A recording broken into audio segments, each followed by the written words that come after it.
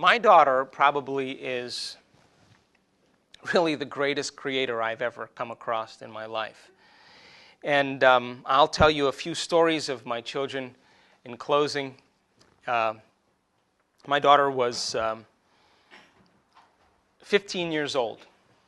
And it was the summertime, and she sat down with me, and she just, by the way, had finished her last creation, which was acting in a music video that she created that became #1 in the United States on the charts.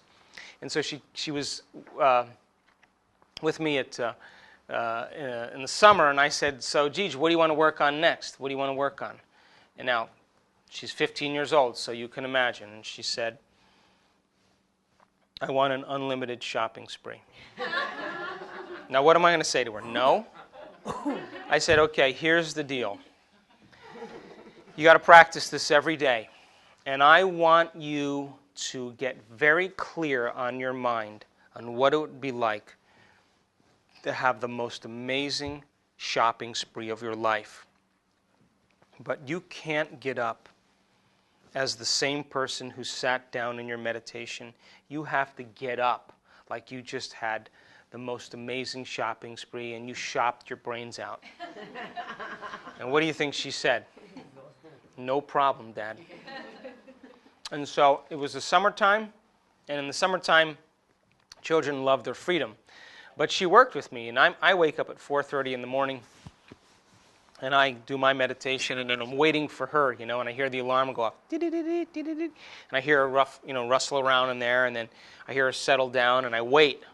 And 30 minutes later, boom, the door opens up, and I look at her and I go, how was it? And she go,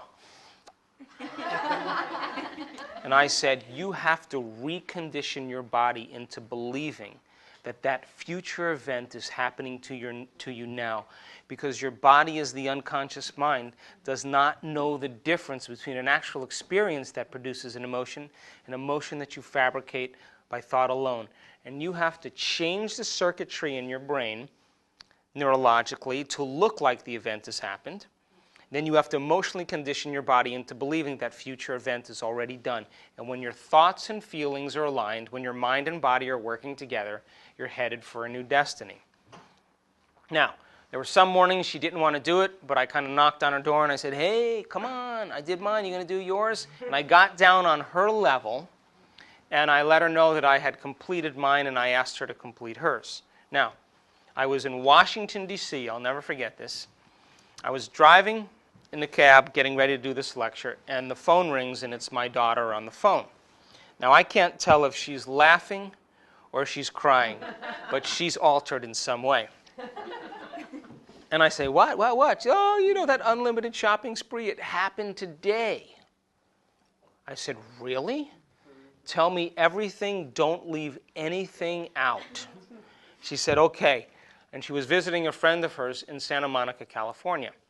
And I live in the Pacific Northwest in Seattle.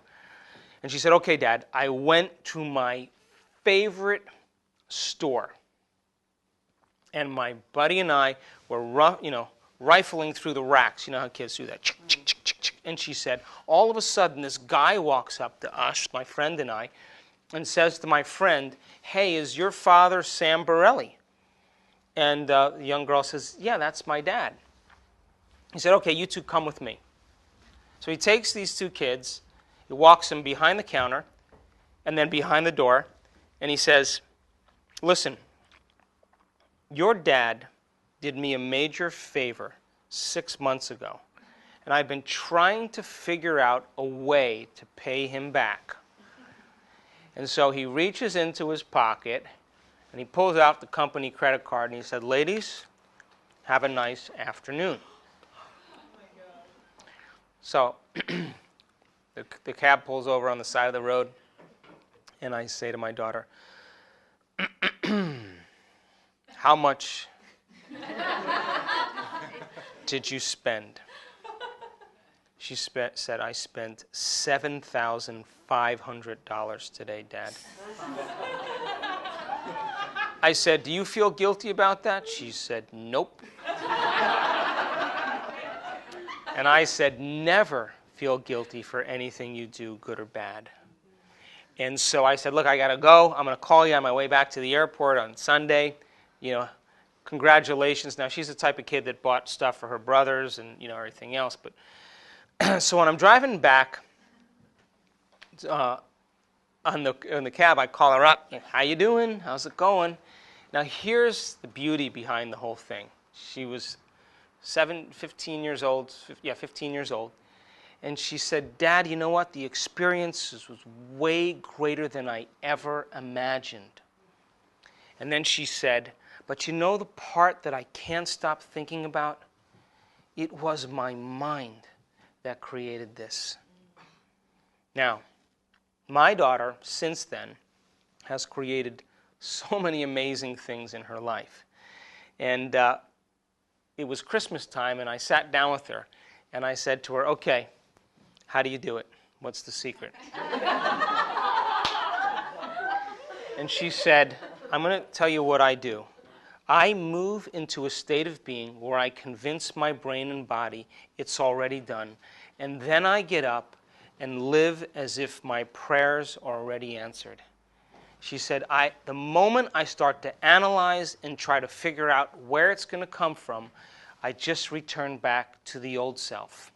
The new self would never think that way. And I said, say that again? So my children begin to understand that they are empowered by their mind and their interaction with the field of intelligence that everybody has access to.